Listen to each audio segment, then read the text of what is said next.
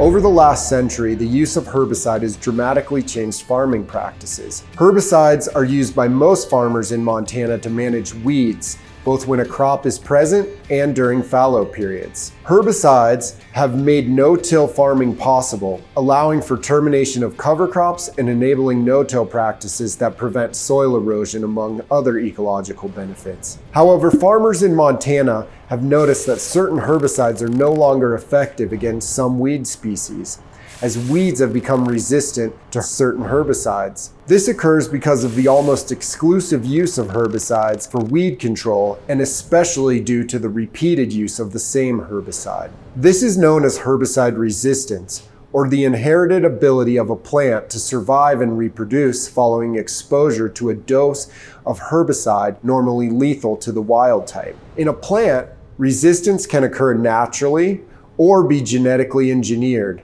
But for weeds in crop fields, it occurs through selection of resistant genotypes by repeated application of the same herbicide. This repeated use is a reliable selection pressure that constantly, over time, selects for plants within a population that are resistant to herbicides. Herbicide resistance occurs in Montana's cropping systems and continues to develop into a problem both in Montana and globally. It has been documented in over 500 unique cases across 250 different weed species worldwide.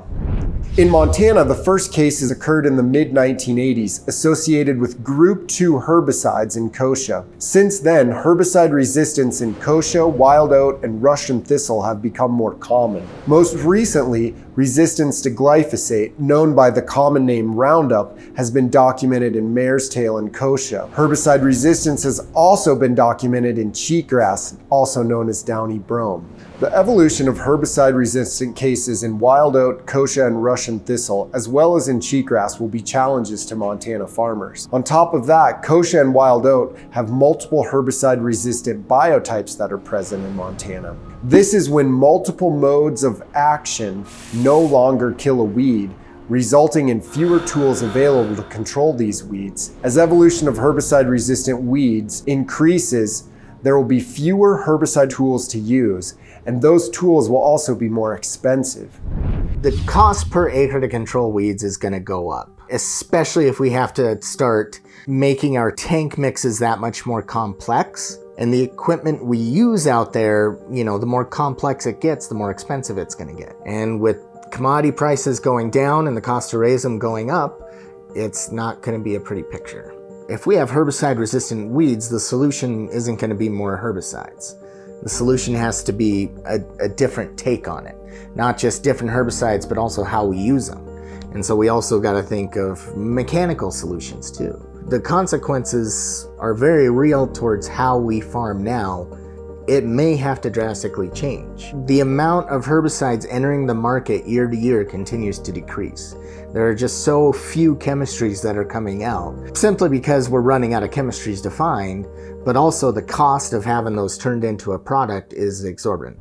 Herbicide-resistant weeds are a daunting problem that has detrimental effects by decreasing yields and altering farmers' inputs. In order to best prevent these issues, there are steps that should be taken to limit herbicide-resistant weeds. Producers should utilize integrated weed management, which means using multiple types and methods of weed control. A critical component of integrated weed management is utilization of a competitive crop, which is the best competitor against weeds. Use good quality seed and plant at optimal seeding rates. Maintain soil health and fertility in your field so that your crop maintains a competitive presence. When managing weeds with herbicides, be sure to use multiple modes of action, either as a tank mix or in different sequences. Proper rotation of herbicide groups is important and is accomplished through a diversified crop rotation that allows for herbicide applications in different seasons with different modes of action. Diversified crop rotations, rotating between different crops that are seeded in the fall versus spring,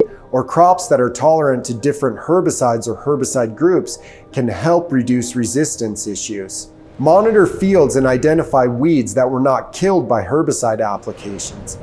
Any unwanted weeds should be spot sprayed or physically removed from the field. Make note of poor herbicide performance, as not all weeds that survive herbicide application are resistant, and efficacy is tied to weather conditions, physical size of the weed, and other conditions in the field. Lastly, producers should be sure to read and follow directions on the label of a given herbicide product, making sure to use the determined application rate listed. There is no easy solution to the problem of herbicide resistance. However, by remaining educated on the issue and utilizing integrated weed management strategies, we can stay ahead and continue to preserve effectiveness of our current herbicides that we have available today. If you are experiencing any issues with herbicide resistance or have any further questions, contact your local Montana State University Extension agent. Montana State University Extension is committed to helping you manage herbicide resistance.